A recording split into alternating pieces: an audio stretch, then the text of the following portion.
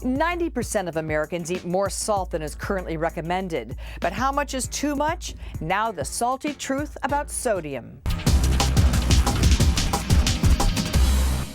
First, healthy foods don't contain sodium. Absolutely false.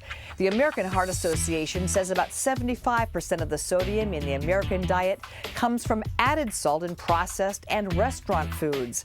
But many foods in their natural state, like seafood, olives, and lentils, contain more sodium than you might expect, and they still count towards your sodium intake, especially if you eat them on a regular basis. Number 2, cutting out salt can't hurt you. False. Salt is essential to the human body. It helps maintain the fluid in your cells, and it also helps transmit information between nerves and muscles.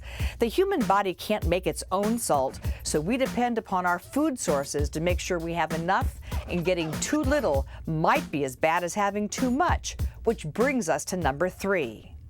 Everybody should cut back on salt. Also, not true. The American palate might be trained for a high-salt diet. On average, we consume 3,400 milligrams a day. Current guidelines recommend healthy adults consume no more than 2,300 milligrams of sodium each day, 1,500 if you're at high risk for heart disease and stroke.